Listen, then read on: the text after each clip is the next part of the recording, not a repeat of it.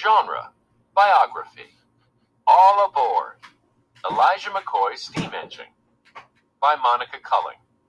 Illustrated by Bill Slavin. Essential question. How can problem solving lead to new ideas? Read about Elijah McCoy's idea. Find out how it made train travel safer and faster. Summer days were mowing days in Colchester, Ontario. Elijah McCoy watched his father cut the tall grass. He was waiting for the machine to break. When it did, he jumped for joy. Elijah was only 6, but already he was good at tinkering with tools. Elijah McCoy was born in 1844. His parents had come to Canada on the Underground Railroad. They didn't talk much about the slave days. Elijah and his 11 brothers and sisters kept them busy. Elijah's mother and father saved every penny they could to send Elijah to school. At 16, he crossed the ocean to study in Scotland. Elijah had a dream. He wanted to work with machines.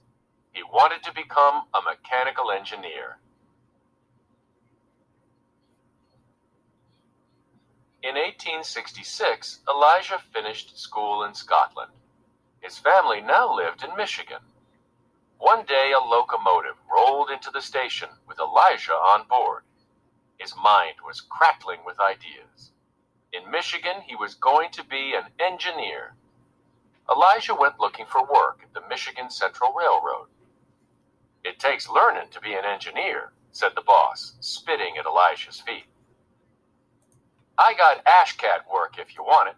Ain't hard. You bail it in, you grease the pig." "Excuse me?" said Elijah.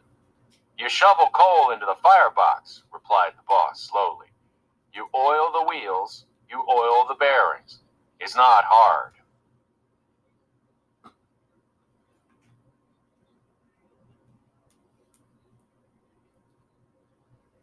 What a letdown. Elijah knew engines inside out. He knew how to design them. He knew how to build them. He also knew the boss didn't think much of him because he was black, but Elijah needed work, so he took the job. The steam locomotive was exciting. People called it the Iron Horse. It was a fire-breathing monster. When it had a head of steam, it was faster than a horse and buggy.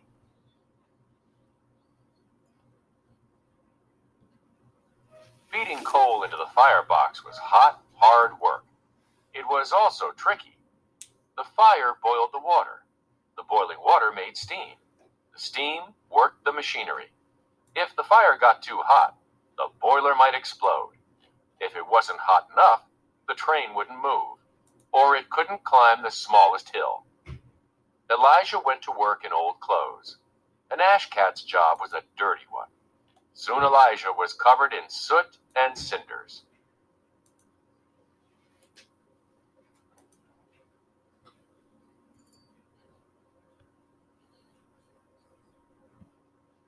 A boy was under the train. His clothes smelled of oil. "That's your grease monkey," said the boss. "He'll oil the places you can't get to." A grease monkey was paid pennies a day. At night, he slept on the train's grimy floor. The work was dangerous, and boys often got hurt, or worse. There has to be a safer way, thought Elijah.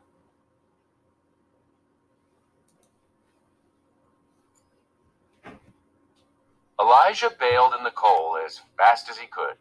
Sweat poured down his face. His hands were raw. The water in the boiler took time to heat up. While Elijah baled, the grease monkey clambered around, oiling. Finally, the train was tanked up, ready for its run.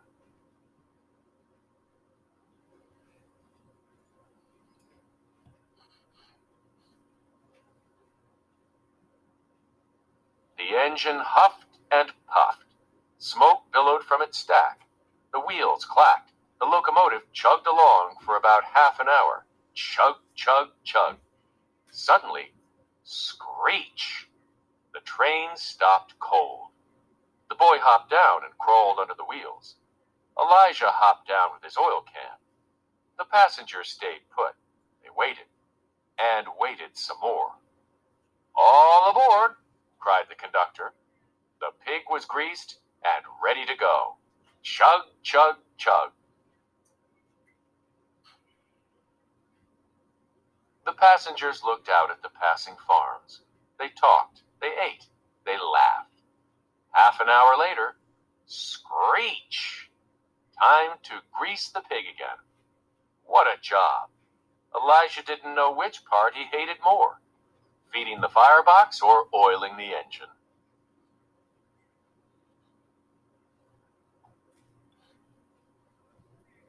The train's metal parts needed oil to work smoothly. Without oil, the parts would stick and wear down. The train would stop. While Elijah scooped coal, his mind sparked with ideas. Could he invent an oil cup that oiled the engine while the train was running? Every night after work, Elijah made drawings. Finally, he had a drawing of an oil cup he knew would work. It took 2 years for Elijah to make a model of his oil cup. In 1872, he applied for a patent to protect his invention. Then he took the metal cup to work. "There's a hole here to let the oil drip out," Elijah told the boss. "It drips oil when oil is needed. It drips it where it's needed. It's simple. Why not give it a try?" Surprisingly, the boss agreed. Elijah attached the cup to the engine. "Just for the Kalamazoo run," added the boss gruffly. The train rumbled off, heading for Kalamazoo, Michigan. The engine huffed and puffed. Smoke billowed from its stack. The wheels clacked. The train chugged along for half an hour. Chug, chug, chug. Everyone wondered when the train would stop. But it didn't. It chugged along for another half hour. And another. Elijah McCoy's oil cup worked. It oiled the engine while the train was running. The train reached Kalamazoo in record time. The grease monkey was safe. Elijah was happy. Elijah McCoy's oil cup made train travel faster and safer.